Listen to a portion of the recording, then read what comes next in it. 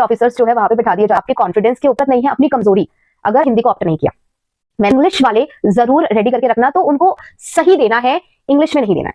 कि communication skills yes आता है, अगर इंग्लिश बिल्कुल ही वीक हो तो क्या कैंडिडेट सिर्फ इंग्लिश के डर की वजह से केवीएस इंटरव्यू देने से पहले ही गिव अप कर देते हैं।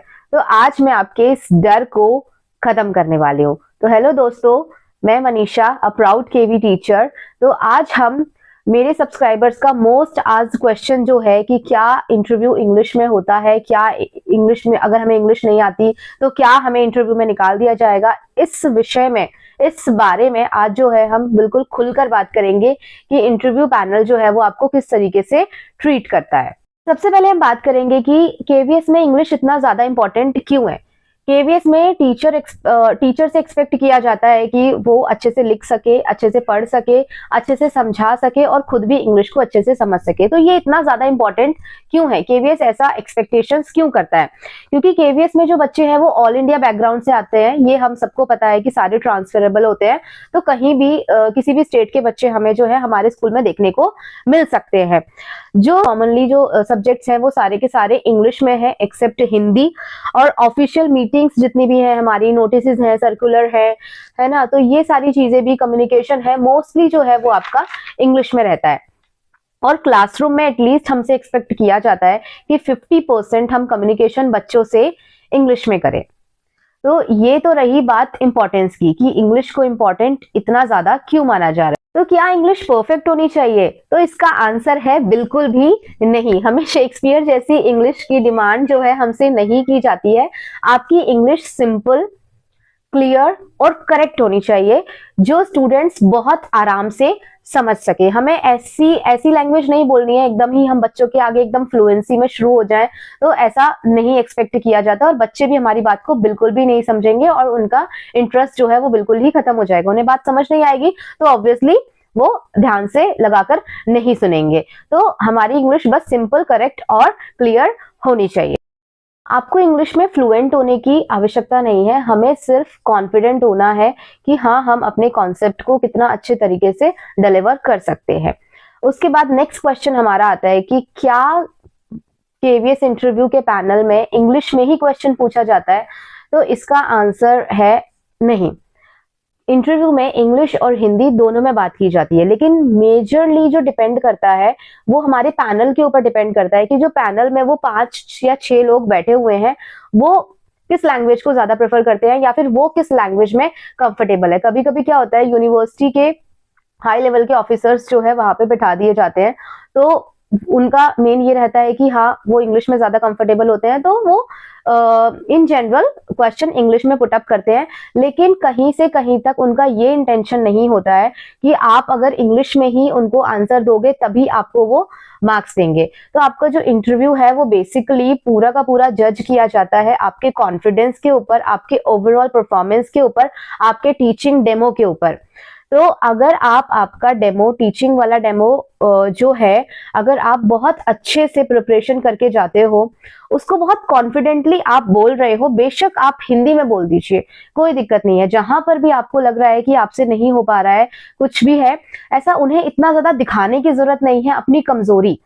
अगर आपको इंग्लिश नहीं आ रहा है उस समय पे समझ में, आपको आपकी वीकनेस को वहां पे शो नहीं करना है, नर्वस नहीं होना है। हमें नहीं आता, छोड़िए, आपको जिस भाषा में आ रहा है जवाब, आप उस भाषा में जवाब दीजिए, लेकिन दे दीजिए।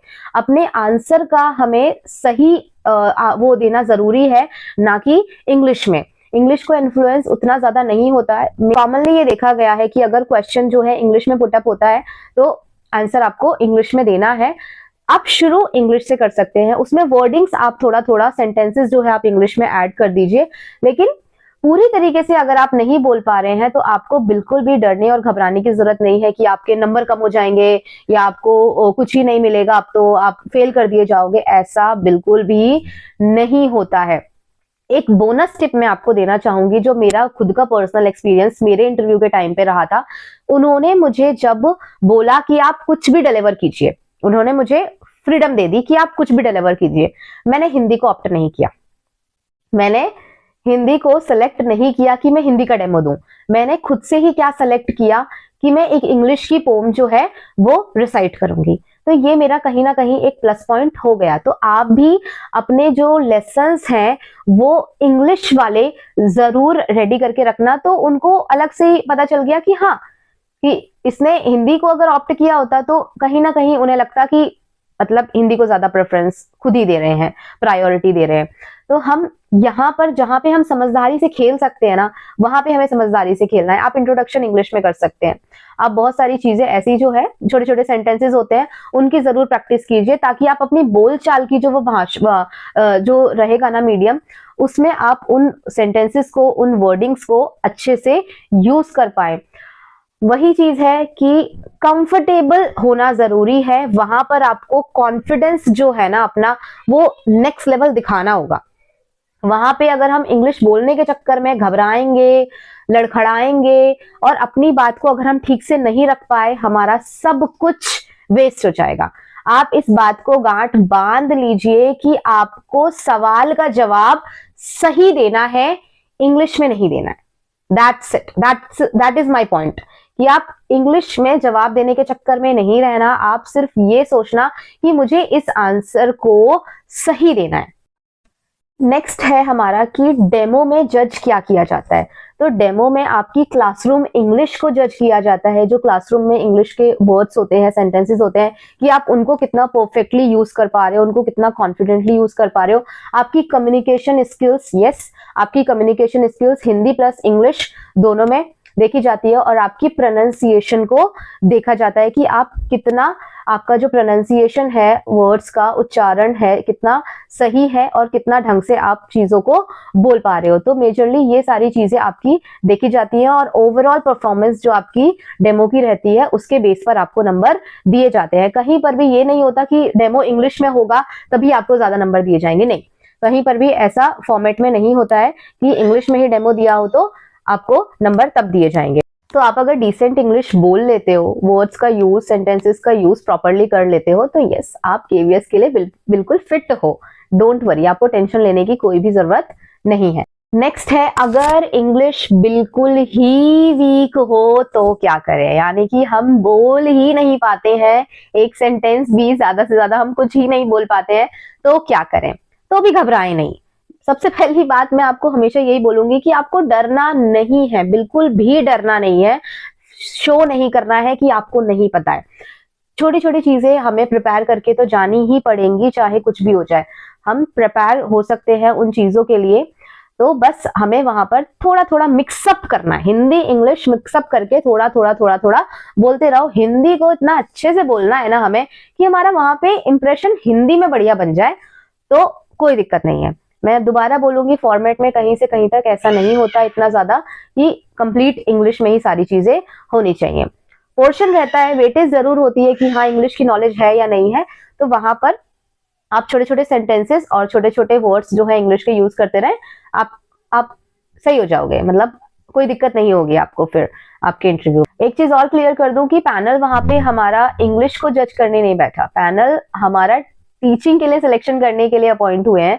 तो वो सिर्फ यही देखते हैं कि हमारी टीचिंग स्ट्रैटेजीज, टीचिंग मेथोलॉजीज और हम टीचिंग कितना इफेक्टिवली और एफिशिएंटली कर पा रहे हैं। तो वो पैनल जो है वो पूरा का पूरा हमारी टीचिंग एफिशिएंसी को जज करते हैं कि हम कितने कैपेबल हैं टीचिंग में, कितने कॉन्फिडेंट है। Now coming to my personal experience in panel. मेरा जो एक्सपीरियंस है, हमारी टीम ने, हमारे पैनल ने कैंडिडेट्स को किस तरीके से जज किया था। तो हमने भी इंग्लिश में बेशक क्वेश्चन पूछा, लेकिन अगर कैंडिडेट ने इंग्लिश में जवाब नहीं दिया था तो हमने उसको कम मार्क्स नहीं दिए थे। हमारी पूरी टीम में से किसी ने भी उसको इंग्लिश के बेस पर रिजेक्ट किया ही नहीं। हमने ओवरऑल परफॉर्मेंस देखी थी उनकी, उनका टीचिंग डेमो और पूरा शुरू से लेके लास्ट तक इंटरव्यू कितना स्मूथली कंडक्ट हुआ था, चाहे वो किसी भी लैंग्वेज में हुआ हो, हमने बिल्कुल भी नहीं देखा था। तो यस, बहुत कम वेटेज रहता है जो इंग्लिश को बहुत ज्यादा इंपॉर्टेंस दिया जाता है। अगर ओवरऑल पूरा इंटरव्यू बहुत आराम से चला है, कम्युनिकेशन दोनों तरफ से बढ़िया तरीके से हो रहा है, तो यस, यू आर सेट, बहुत अच्छा होगा। कोई भी दिक्कत नहीं आने वाली है अगर दोनों तरफ से बातें अच्छे से हो रही हैं। तो एक और चीज मैं आपसे शेयर करना चाहूंगी कि आप पैनल को बिल्कुल भी अंदाजा भी नहीं लगने देना कि आपकी इंग्लिश वीक है। आप अपने आप से बिल्कुल नहीं बोलना ये सेंटेंस कि मुझे इंग्लिश में दिक्कत है या English is my weak point, नहीं बताना आप उनको। आपको जैसा कंफर्टेबल लगे उस समय पे आप उसी में ही कम्युनिकेट करना, पर उन्हें पता नहीं चलने देना बिल्कुल भी। कंक्लूजन की बात कर लेते हैं, तो आते हैं वीडियो को कंक्लूड करने के लिए। तो केवीएस में इंग्लिश आनी चाहिए, लेकिन कॉमन जो आपकी स्कूल लेवल इंग्लिश है अगर उतना है तो सफिशिएंट है, और बहुत ज्यादा हाई लेवल इंग्लिश की रिक्वायरमेंट नहीं होती है यहाँ पर, और ना ही एज सच कोई बहुत ज्यादा जरूरत फील होती है हम लोगों को भी इंग्लिश के regarding. So guys, my next video is about KVS benefit part 2, तो जिसके बारे में हम एलटीसी और जितने भी आपके लीव्स रूल होते हैं वो, और आपका डिपार्टमेंटल प्रमोशन वगैरह है, वो सारी चीजें हम नेक्स्ट वीडियो में हमारी देखेंगे। अगर आपको मेरी वीडियोस थोड़ी भी हेल्पफुल लगती हैं तो please do like, share to my video and subscribe to my channel. Take care, bye bye, thank you for watching.